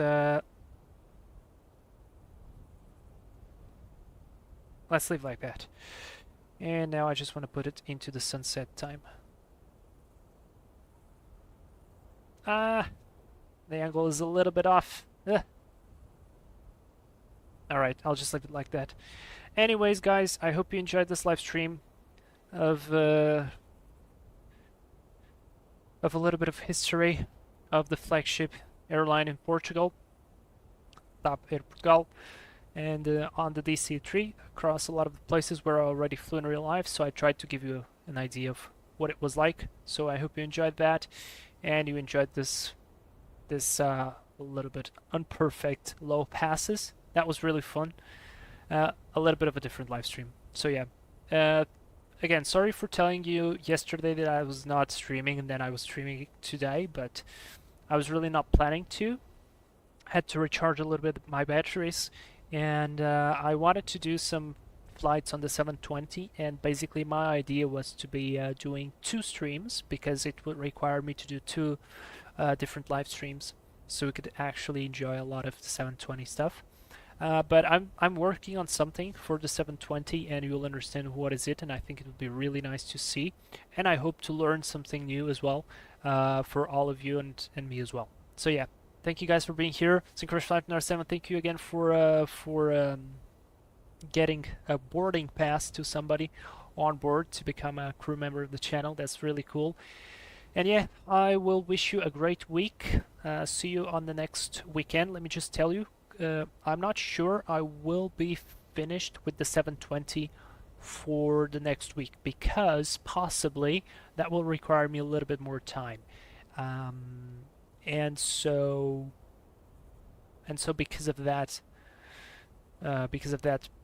probably next week we actually are going to be flying something different.